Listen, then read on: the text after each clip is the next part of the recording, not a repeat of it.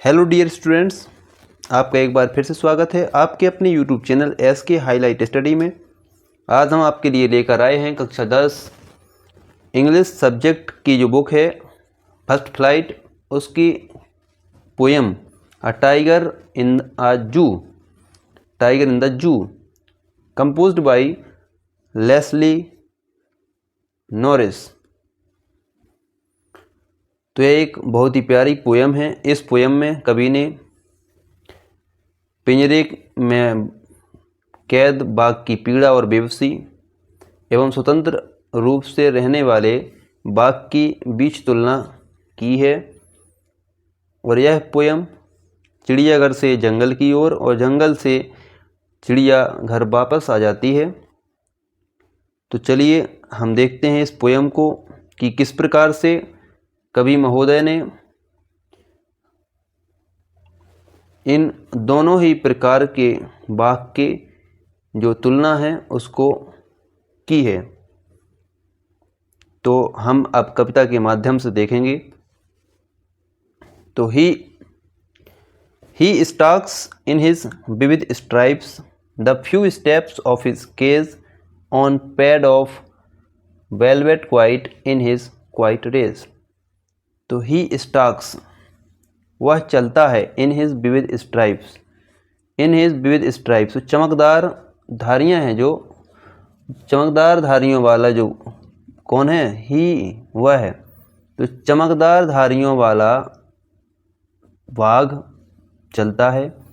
The few steps of his cage, जो उसका पिंजरा है, जो पिंजरे के जितने भी उसमें स्टेप्स हैं, चलने लायक जगह है, उतना वह क्या करता है, चलता है।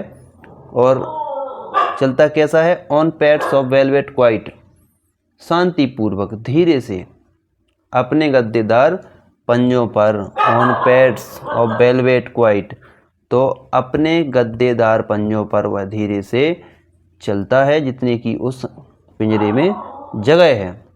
तो इन हिज क्वाइट रेज, और क्या है, अपने मौन गुस्से से, वह अपने मौन गुस्से में चलता है।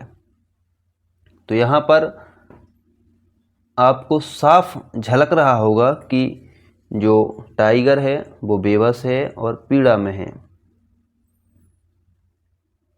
क्योंकि उसे ना तो यहाँ पर जगह मिल रही है चलने लायक, और ना ही वह स्वतंत्र रूप से शिकार पर कर पा रहा है। तो वह क्या है, अब कुछ कर तो सकता नहीं है।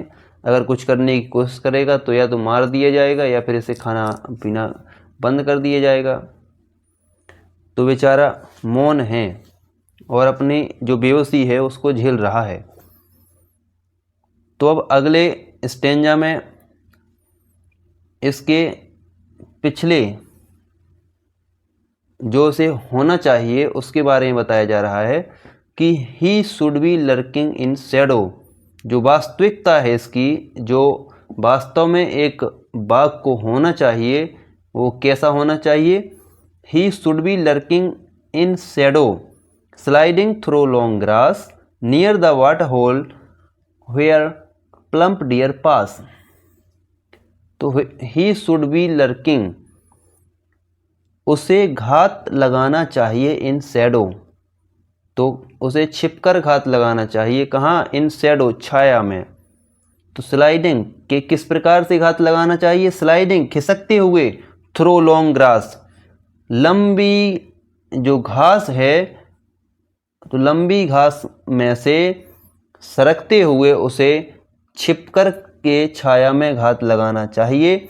अब घात कहाँ लगाएगा, नियर द वाटर होल, तो जो जल के स्रोत हैं, पौंड है जैसे तालाब हो गया छोटा, वहाँ पर क्या करेगा, घात लगाएगा।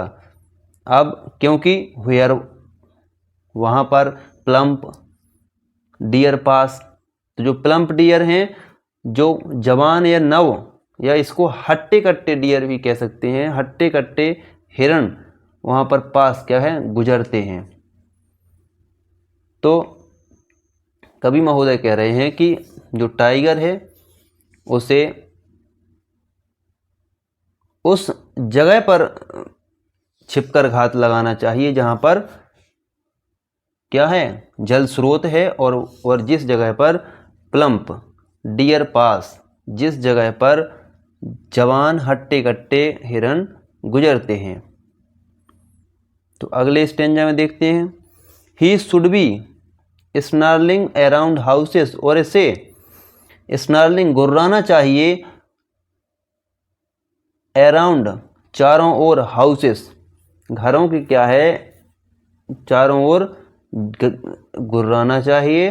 एट द जंगल्स एज, जो जंगल के किनारे के जितने भी घर हैं उनके चारों ओर इसे गुर्राना चाहिए। Wearing his white fangs, wearing his white fangs, wearing का मतलब होता है नंगे या खुले, हिज वाइट फैंग्स। अब इसे डराना कैसे चाहिए, गुर्राना, और टेरराइजिंग द विलेज, तो इसे टेरराइजिंग, जो द विलेज का मतलब गांव के लोगों को, टेरराइजिंग डराना चाहिए। अब डराएगा कैसे, वेयरिंग हिज वाइट फैंग्स, अपने नुकीले दांतों से, वाइट फैंग्स का मतलब होता है नुकीले सफ़ेद, तो अपने नुकीले सफ़ेद दांतों से और अपने पंजों से। तो यहाँ पर इसकी स्थिति बताई जा रही है कि इसे कैसा होना चाहिए, लेकिन अभी वो क्या है, अभी उसे क्या कर दिया गया है, कैद कर दिया गया है। तो वट, लेकिन वो आज़ाद नहीं है, लेकिन he is locked in a concrete cell, his strength behind bars, stalking the length of his cage, ignoring visitors. तो his strength behind bars, what he locked in a concrete cell, तो what, लेकिन he is locked, वह बंद है, in a concrete cell, concrete cell का मतलब होता है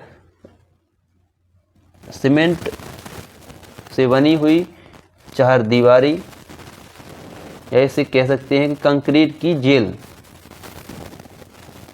ठीक है। तो what he locked in a concrete cell, तो ये क्या है, ये आज़ाद नहीं है, ये क्या है, बंद है, इसे बंद कर दिया गया है। तो हिज स्ट्रेंथ बिहाइंड बार्स, जो इसकी शक्ति है, जो इसका गुर्राना, इसके दांत दिखाना, गांव के लोगों को डराना, स्ट्रेंथ क्षमता, इसको क्या कर दिया है, बिहाइंड बार्स, सलाखों के पीछे कंक्रीट की सेल में लॉक्ड कर दिया गया है। और इस तो वो क्या कर रहा है अभी, stalking the length of his cage, stalking मतलब धीरे धीरे चल रहा है, the length of his cage, जितनी की उस पिंजरे में चलने लायक जगह है उतना वह चल रहा है। और इग्नोरिंग, और वह इग्नोर कर रहा है किसको, विजिटर, जो आगंतुक हैं, जो देखने वाले आ रहे हैं, जो विजिटर्स हैं, बच्चे हैं, बूढ़े हैं, तो उनको क्या कर रहा है, वो इग्नोर कर रहा है, उन्हें कोई परवाह नहीं कर रहा। और वह बिना परवाह किए हुए वह अपने आप पर गर्व करते हुए वो क्या है, चल रहा है, घूम रहा है।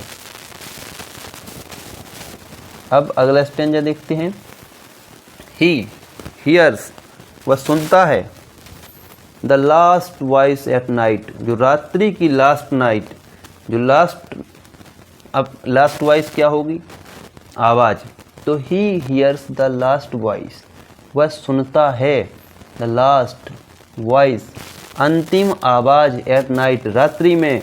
अब किस चीज़ की, द पेट्रोलिंग कार्स। अब पेट्रोलिंग कार क्या है, तो हमने आर्मी में सुना होगा कि हमारे आर्मी के कुछ जवान क्या करने गए हैं, पेट्रोलिंग करने गए हैं। पेट्रोलिंग का मतलब होता है रक्षा हेतु घूमना। तो अब यहाँ पर पेट्रोलिंग कार्स है, तो पेट्रोलिंग कार्स का मतलब है कि रक्षा करने हेतु जो कार्स हैं, गाड़ियाँ आई हैं, उनकी क्या करता है, वो आवाज़ सुनता है, कब, रात्रि में। एंड और स्टेयर्स, स्टेयर्स का मतलब होता है घूरना, विथ हिज ब्रिलियंट, ब्रिलियंट का मतलब चमकीली, आइस, आँखों से, वह अपनी चमकदार आँखों से अब किसको घूर रहा है, at the brilliant star, at the brilliant मतलब चमकदार स्टार, जो अपनी चमकीली आँखों से वह चमकीले सितारों को घूर रहा है। और इस ऐसे ही घूरते हुए यह कविता क्या होती है, समाप्त। तो यदि आपको हमारा वीडियो पसंद आता है तो आप सब्सक्राइब कीजिए, लाइक कीजिए और अपने दोस्तों में भी वीडियोस शेयर कीजिए। तो आज की क्लास यहीं तक। Thanks for watching video. जय हिंद, वंदे मातरम।